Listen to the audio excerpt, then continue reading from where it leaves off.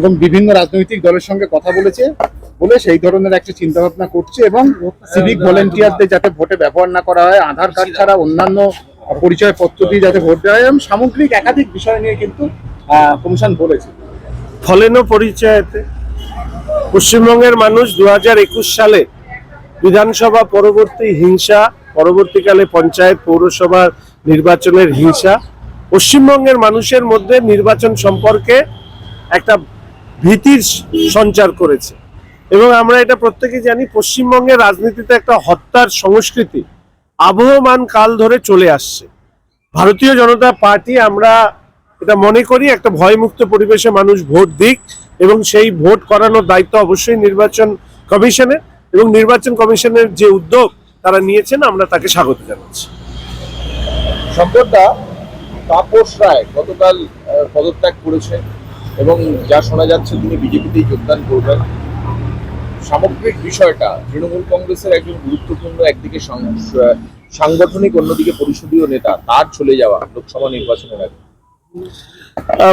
প্রথম প্রশ্ন হচ্ছে শোনা যাচ্ছে, এই প্রশ্নের উত্তরটা এই মুহূর্তে আমার পক্ষে দেওয়া কষ্টকর। উনি যোগদান করলে নিশ্চিতভাবে সেই ব্যাপারে প্রতিক্রিয়া দেব। দ্বিতীয় প্রশ্ন হচ্ছে তৃণমূলের একজন বরিষ্ঠ নেতার চলে যাওয়া। তৃণমূলের ক্ষতি তাপস বাবুর চলে যাওয়াতে আমি মনে করি সেটা সুদূর প্রসারী হবে।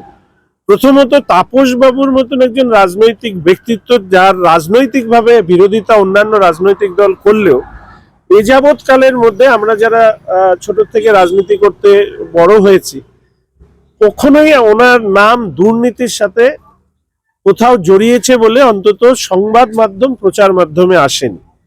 দ্বিতীয়ত হচ্ছে যে তিনি দীর্ঘদিনের রাজনীতিবিদ শুধু নন, তিনি মাননীয় মুখ্যমন্ত্রী ঘনিষ্ঠ সহযোগী যারা দীর্ঘদিন ধরে ওনার সাথে কাজ করেছেন তাদের মধ্যে অন্যতম। বিধানসভার অভ্যন্তরে তাপস বাবু এমন একজন ব্যক্তিত্ব যিনি মাননীয় বিরোধী দলনেতার বিরুদ্ধে যতবার, এবং আমি সহ যতবার যতগুলো সাসপেনশন মুভ হয়েছে, সব সাসপেনশনের মুভ করার প্রথম নাম ছিল তাপস বাবু। এই পরিস্থিতিতে দাঁড়িয়ে আমি ব্যক্তিগতভাবে মনে করি যে রাজ্যের বর্তমান মুখ্যমন্ত্রী তথা তৃণমূল কংগ্রেসের নেত্রী সম্মানীয়া মমতা ব্যানার্জি, তার রাজনৈতিক ইতিহাসে যদি আমরা একটু আলো ফেলি তাহলে বুঝবো যে পঙ্কজ ব্যানার্জি থেকে তাপস রায় এই দীর্ঘ পথে তিনি মানুষকে ব্যবহার করে ছুঁড়ে ফেলেছেন এবং সহযোগীদেরকে সব থেকে বেশি ছুঁড়ে ফেলেছেন। ফলে যারা এখন ওনার কাছে পিঠে ঘুরে বেড়ান, আমি তাদেরকে বলবো যে তাপস বাবুর পরিণতিতে আপনারা নিজেরাও সাবধান হন, আর এই ধরনের একটা দলে থাকার থেকে দল মুক্ত হয়ে সাধারণ জীবনযাপন করাটাও মনে হয় এখন তৃণমূল কংগ্রেসের বরিষ্ঠ সৎ নেতাদের পক্ষে মনে সেটা ভালো হবে, যদি কেউ সৎ হিসাবে নিজেকে রেখে থাকেন। তৃণমূল কংগ্রেসেই বিদ্রোহের সুর, তার মুখেও তো বিদ্রোহের সুর, বিজেপি চাপে করছে না? সম্মানীয় অনন্ত মহারাজ মহাশয় আমাদের উত্তরবঙ্গের সর্বজন শ্রদ্ধেয় মানুষ, তিনি কিছু মন্তব্য করেছেন। তার মন্তব্যের পরিপ্রেক্ষিতে আমি শুধু এইটুকু বলবো, ব্যক্তিগতভাবেও ওনার সাথে যেহেতু আমার সম্পর্ক ভালো, আমি জানবার বা বোঝবার চেষ্টা করবো, এবং আমাদের প্রদেশ কেন্দ্রীয় নেতৃত্ব এই ব্যাপারে তার সাথে কথা বলছেন, এবং আমি আশা রাখি যে দ্রুত এই বিষয়টি নিষ্পত্তি হবে। পাহাড়ের রাজনীতিতে বহিরাগত তত্ত্ব বিজেপির থেকেই বলা হচ্ছে যে বহিরাগত কোনো প্রার্থীকে মেনে নেওয়া হবে না, বাইরে থেকে নিয়ে আসা হয়। তৃণমূল একসময় গোটা বিজেপিকে বহিরাগত বলেছিল 21-এর নির্বাচন। প্রথম কথা, কোন বিজেপি পাহাড়ের বহিরাগত তত্ত্ব হাজির করছে আমি বলতে পারবো না। ভারতীয় জনতা পার্টি একটা সর্বভারতীয় দলে বহিরাগত মানে ভারতবর্ষেরই থেকেই প্রার্থীতা হচ্ছে।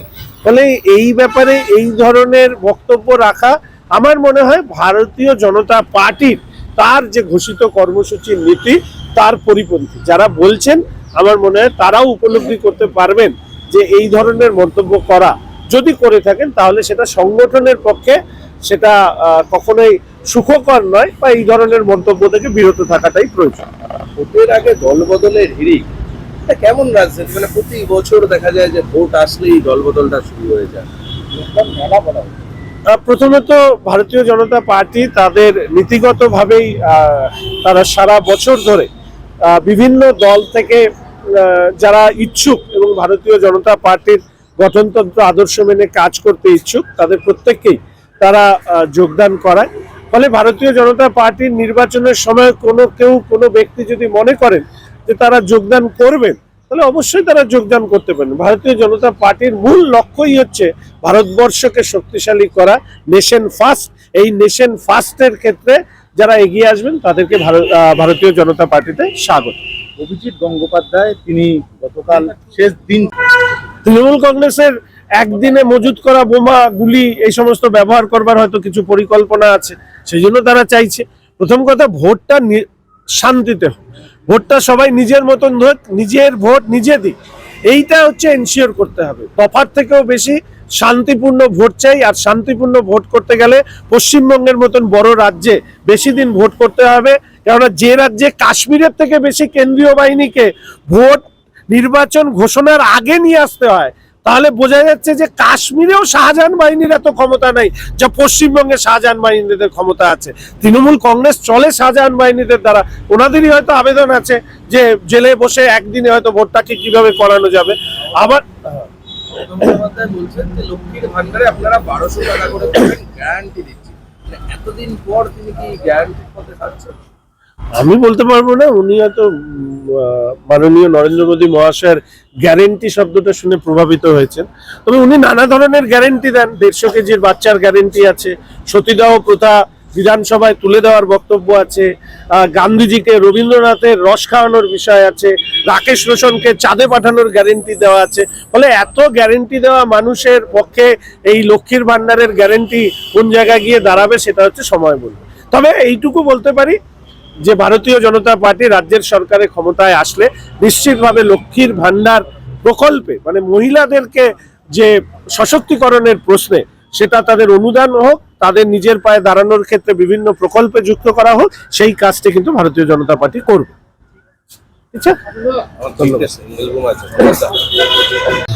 আমি ব্যক্তিগতভাবে মনে করি যে দুর্নীতি তো তৃণমূল কংগ্রেসের নতুন চ্যাপ্টার নয়।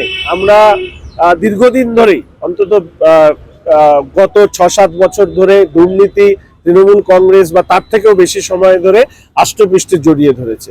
আমি ব্যক্তিগতভাবে মনে করি দুর্নীতির পাশাপাশি তৃণমূল কংগ্রেসের অভ্যন্তরে তাপস বাবুর যে আত্মসম্মান, সেই আত্মসম্মান বারংবার লাঞ্ছিত, আহত হওয়ার কারণে তাকে এই ধরনের সিদ্ধান্ত নিতে হয়েছে। যদি এটা আমার ব্যক্তিগত মত, হঠাৎ করে গতকাল দুর্নীতি হয়েছে আজকে তিনি পদত্যাগ করেছেন, বিষয়টা এরকম নয়।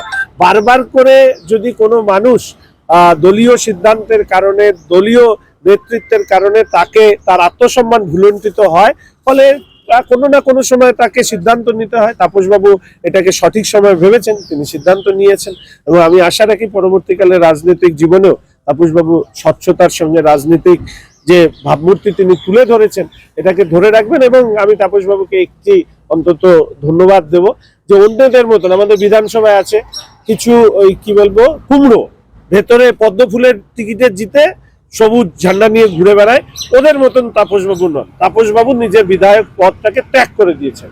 আমি মনে করি দল পরিবর্তন করলে জনপ্রতিনিধিদের প্রথম যে কাজ করা উচিত সেটা হচ্ছে যে দলের প্রতীকে তিনি জিতেছেন সেই পদ বা দায়িত্ব সর্বসমক্ষে সেটা থেকে ছেড়ে দিয়ে ইস্তফা দিয়ে চলে আসা উচিত। তাপসবাবু যেটা করেছেন তার জন্য আমি তাকে ধন্যবাদ জানাচ্ছি। তিনি আসতে চলেছেন এবং যেটা মনে করা হচ্ছে যে তিনি হয়তো বিজেপিতেই যাবেন। আদ্যপান্ত একজন বামপন্থী মানুষ বলেই কিন্তু তিনি পরিচিত, সেখানে দাঁড়িয়ে বিজেপিতে যোগদান কিভাবে দেখছেন? সেটা হচ্ছে অভিজিৎ বাবু এর উত্তর ভালো দিতে পারবে। 2 নম্বর বিষয় হচ্ছে ভারতীয় জনতা পার্টিতে যখন তিনি যোগদান করবেন সেই বিষয়ে আমি প্রতিক্রিয়া দিতে পারবো। 3 নম্বর বিষয় হচ্ছে যে আমি অন্তত ব্যক্তিগতভাবে চাই রাজনীতিতে স্বচ্ছ ভাবমূর্তির লোক আসুন। এই মুহূর্তে দাঁড়িয়ে পশ্চিমবঙ্গের এই দুর্নীতিময় রাজত্বে অভিজিৎ বাবু একজন লিভিং লিজেন্ড হিসাবে তার বিভিন্ন রায়ের মধ্যে দিয়ে তিনি নিজেকে তুলে ধরেছেন, ফলে তার প্রতি মানুষের আবেগ রয়েছে। ভারতীয় জনতা পার্টির প্রদেশ নেতৃত্ব, কেন্দ্রীয় নেতৃত্ব তারা সিদ্ধান্ত নেবেন। তবে ভারতীয় জনতা পার্টিতে তাকে পছন্দ করেন এরকম মানুষের সংখ্যা অনেক অনেক অনেক, ফলে স্বাভাবিকভাবে তিনি যদি আসেন সেটা নিশ্চিতভাবে দলকে শক্তিশালী করতে সহযোগিতা করবে। দুর্নীতির বিরুদ্ধে প্রতিবাদ করার জন্য কি তাপসরা দল এসপি সাহেবদের মেরুদণ্ড আমরা শুনছি যে কালীঘাটের সেবা করতে ব্যস্ত, ফলে সেই ডিএমএসপিরা নির্বাচন কমিশনের কথায় কতখানি তৎপর হবে আমি জানি না, তবে তৎপর হলে ভালো, না হলে মানুষ রাস্তায় দাঁড়িয়ে তৎপর হবে। নির্বাচন কমিশন কিছু সত্য কথা ডিএমএসপিদের সামনে তারা তুলে ধরেছেন। সংবিধানের শপথ নিয়ে যারা বিভিন্ন পদে অধিষ্ঠিত হন, দায়িত্বশীল কাজ করেন, তাদের কাছে এটা আমাদের নিশ্চিতভাবে এই অপেক্ষা থাকবে যে তারা নির্বাচন কমিশন যেটা দুদিনে এসে বুঝতে পারছেন, আর এরা বছরের পর বছর ডিএমএসপিরা শাহজাহানদের খোঁজ পান না, তাহলে তাদের চোখের আমি বলবো যে দেখার ক্ষমতা সম্পর্কেও প্রশ্ন ওঠে। তৃণমূল কংগ্রেস একমাত্র তারা নির্বাচন কমিশনকে বলেছে যে এক দফায় ভোট হোক, যত প্রয়োজন কেন্দ্রীয় বাহিনী নিয়ে আসুক, এক দফায় ভোট চাইছে করতে পারবো। প্রশাসনের মদতেই তৃণমূল যেতে মাননীয় মুখ্যমন্ত্রীর কাছে উনি একটা সত্যশ্রী পদকের জন্য আবেদন করতে পারেন, কারণ উনি একটা সত্য কথা বলেছেন, ফলে ওনাকে একটা সত্যশ্রী পদক দেওয়াই যেতে পারে। মলয়বাবু যে কথা বলছেন এই কথা পশ্চিমবঙ্গের মানুষ প্রত্যেকে জানেন, এবং মলয়বাবুর মতন রাজনৈতিকবিদ, মানে শুনলাম সহসভাপতি, মানে একটা জেলা পর্যায়ে তিনি অত্যন্ত গুরুত্বপূর্ণ নেতা, মানে তার রাজনৈতিক পরিপক্কতা কতখানি যে প্রশাসন